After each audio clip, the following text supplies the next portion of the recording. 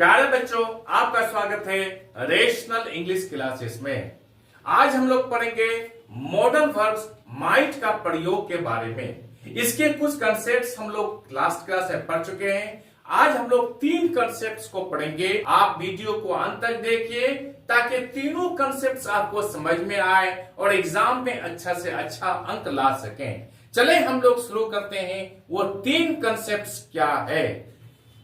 सबसे पहले हम लोग लिखते हैं यहां पर मॉडल वर्ब्स।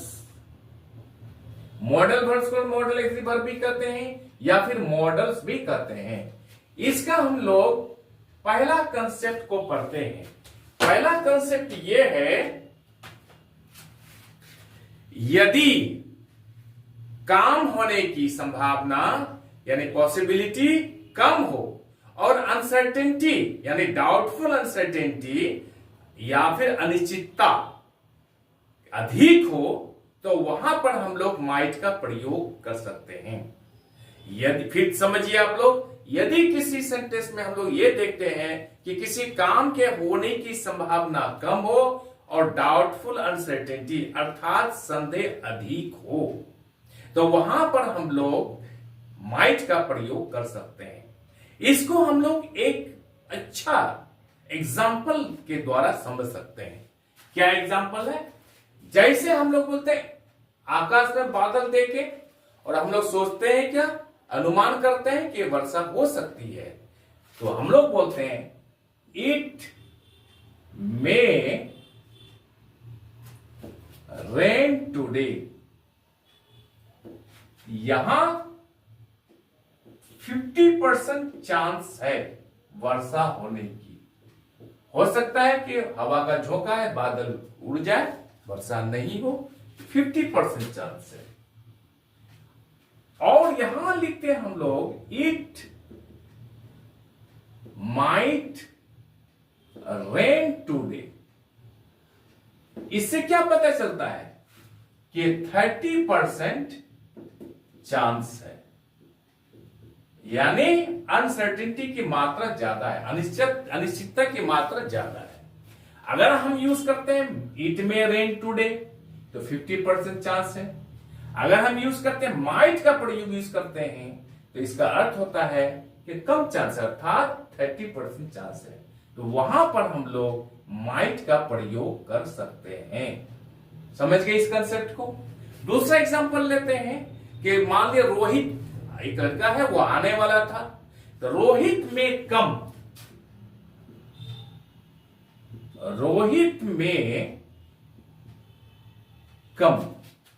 यहां पर अगर मे का प्रयोग करते हैं तो 50% चांस संभावना।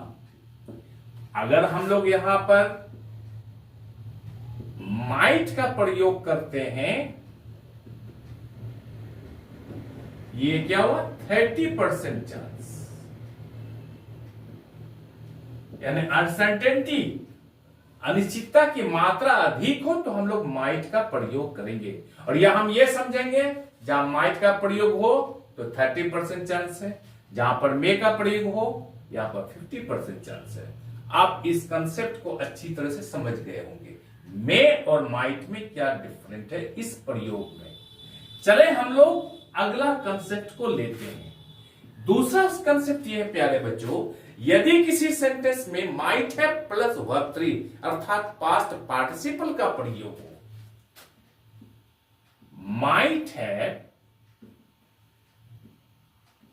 प्लस वर्ब 3 अर्थात पास्ट पार्टिसिपल का प्रयोग हो तो इससे यह पता चलता है कि पास्ट टाइम में काम होने की संभावना थी, किंतु यह पता नहीं है कि काम हुआ है या नहीं हुआ है, इसकी जानकारी नहीं है। तो वैसे सेंटेंसेज में माइट है प्लस वर्ब 3 का प्रयोग कर सकते हैं, या फिर जहां पर माइट है प्लस वर्ब 3 का प्रयोग हो तो वहां पर हम लोग ये समझेंगे कि पास्ट टाइम में काम होने की संभावना थी लेकिन काम हुआ है या नहीं हुआ ये जानकारी नहीं है। इसको हम लोग एक एग्जांपल के द्वारा अच्छी तरह समझ सकते हैं। क्या है? ही might have missed the train. Example है he might have missed the train. देखिए यहां इसका क्या अर्थ होता है?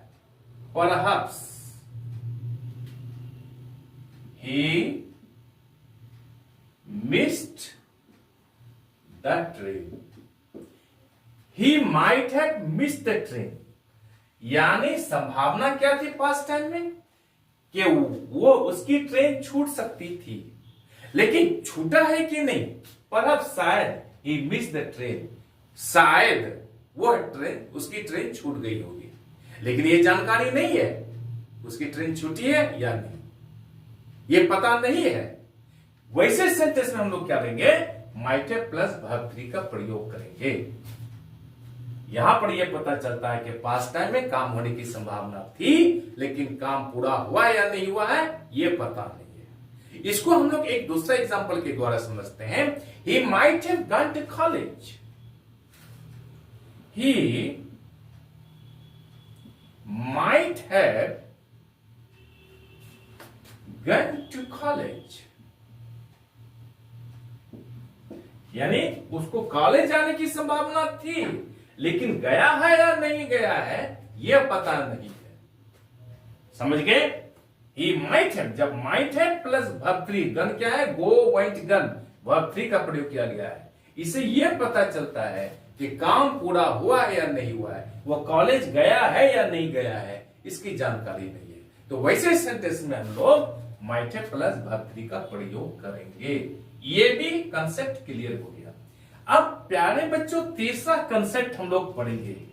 तीसरा कंसेप्ट ये है पर्पस, उद्देश्य, मकसद को बताने के लिए माइट का प्रयोग कर सकते हैं हम लोग, पर्पस को बताने के लिए। कैसे? देखिए हम लोग समझते हैं। I worked hard, I worked hard that I might succeed. देखिए यहां पर आई वर्क हार्ड, मैंने कठिन परिश्रम किया। क्यों कठिन परिश्रम किया? क्या उद्देश्य था मेरा, क्या मकसद था मेरा, क्या पर्पस था?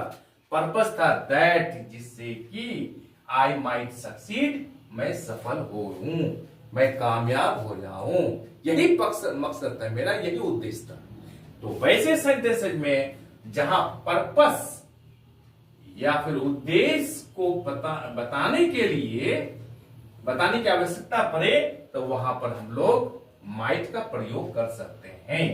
आई वर्कड हार्ड, मैंने कठिन परिश्रम किया, दैट, जिससे कि आई माइट सक्सीड, मैं सफल हूं। समझ गए? आई एम श्योर कि तीनों कंसेप्ट आप समझ गए होंगे। आज हम लोग यहीं तक रखते हैं। प्यारे बच्चों, आपसे रिक्वेस्ट है, विनती है कि आप चैनल को लाइक और सब्सक्राइब कर दीजिए तथा बगल वाले बेल आइकन को दबा दीजिए, जिससे कि हर आने वाला वीडियोस का नोटिफिकेशन आपको मिलता रहे।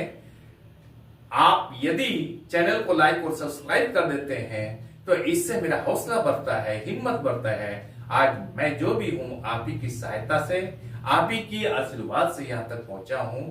चले आज हम लोग यहीं रखते हैं। बाय।